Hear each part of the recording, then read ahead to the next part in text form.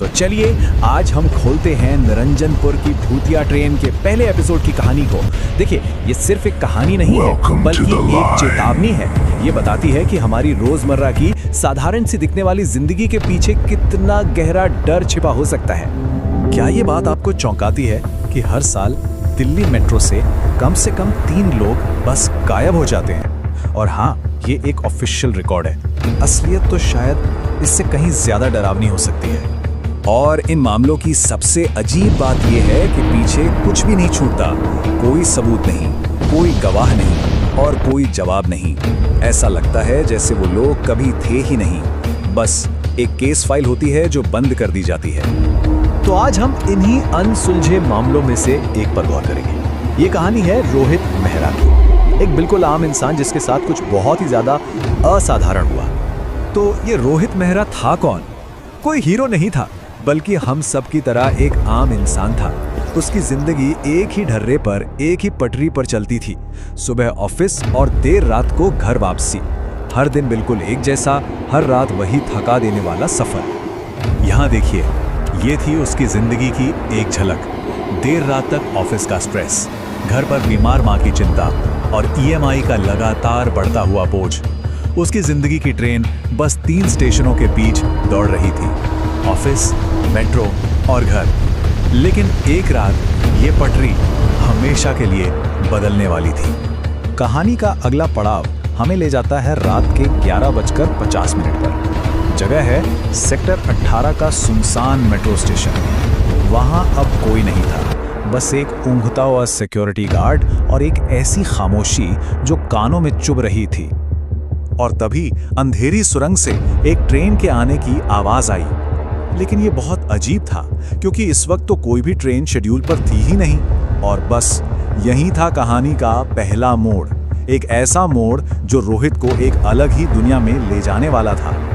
और अब देखिए, जो ट्रेन आई वो भी कोई आम ट्रेन नहीं थी। बहुत ही पुराना आउटडेटेड मॉडल था, जिसकी पीली लाइटें ऐसे टिमटिमा रही थी मानो अभी बुझ जाएंगी। उस पर ना तो मेट्रो का कोई लोगो था और ना ही कोई नंबर। फिर भी दरवाजे अपने आप खुले और रोहित अंदर चढ़ गया। शायद ये उसकी जिंदगी की सबसे बड़ी गलती थी। मंजिल थी निरंजनपुर। जैसे ही रोहित ने ट्रेन में कदम रखा, उसे एहसास हो गया कि वो किसी और ही दुनिया में आ चुका है। एक ऐसी दुनिया जहां लॉजिक और साइंस के नियम काम नहीं करते। ट्रेन के अंदर बैठे लोग सबके सब पत्थर की मूर्त बने हुए थे, एकदम चुप, और सबके चेहरे पर एक अजीब सी उदासी थी।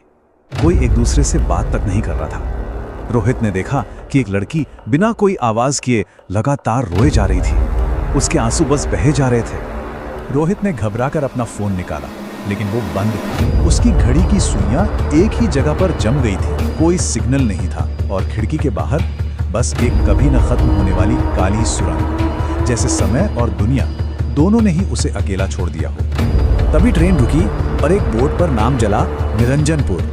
ये नाम रोहित के लिए एक झटके जैसा था। ये स्टेशन तो साल 2004 से बंद था, एक भयानक आग लगने के बाद। कहा जाता है कि उस हादसे में 42 लोग मारे गए थे, लेकिन उनकी लाशें आज तक नहीं मिली। मुर्दों का संदेश। ट्रेन की वो खौफनाक खामोशी तब टूटी जब एक बूढ़ा आदमी रोहित की तरफ मुड़ा। उसकी आंखों में एक ऐसा राज था जो रोहित की दुनिया को हमेशा के लिए बदलने वाला था। उस बूढ़े आदमी ने कांपती हुई आवाज में कहा, हम सब मर चुके हैं, बस तू ही जिंदा है। और जैसे ही उसने ये कहा, उसके चेहरे पर आग से जलने के भयानक निशान उभर आए, ठीक वैसे ही जैसे 2004 के उस हादसे में हुए होंगे। दहशत में रोहित ने अपनी आखिरी उम्मीद के तौर पर फोन का कैमरा ऑन कर लिया। उसने एक मैसेज रिकॉर्ड करना शुरू किया, ये बताने के लिए कि अगर वो वापस ना लौटें तो मेट्रो में कुछ बहुत गलत है। लेकिन जैसे ही उसने रिकॉर्डिंग शुरू की, ट्रेन के सारे यात्री अपने अपनी जगह पर खड़े हो गए और उसे घूरने लगे। सीसीटीवी में कैद परछाई। और अब हम कहानी के उस आखिरी मोड़ पर पहुंचते हैं जो मन में कई सवाल छोड़ जाएगा। जो रोहित ने महसूस किया, क्या वो सच था या सच्चाई कुछ और ही है? अचानक ट्रेन की बत्तियां बंद हो जाती हैं। ट्रेन तेजी से दौड़ने लगती है और अंधेरे में सिर्फ चीखें गूंजती हैं। और फिर सीन अचानक कट होकर स्टेशन के सीसीटीवी फुटेज पर चला जाता है। और ये स्लाइड उस कहानी के सबसे बड़े रहस्य को सामने रखती है। सीसीटीवी फुटेज के मुताबिक रोहित प्लेटफॉर्म पर अकेला खड़ा है, मतलब वहां कोई ट्रेन आई ही नहीं। लेकिन जब ट्रेन की खिड़कियों का रिफ्लेक्शन प्लेटफॉर्म पर पड़ता है तो उसमें रोहित की परछाई ट्रेन के अंदर बैठी हुई दिखाई देती है। तो सबसे बड़ा सवाल यही रह जाता है, अगर रोहित का शरीर प्लेटफॉर्म पर था तो उसकी आत्मा या उसकी परछाई या जो भी कुछ था वो उस भूतिया ट्रेन में कहां जा रहा था? इस सवाल का जवाब शायद अगले एपिसोड में छिपा है।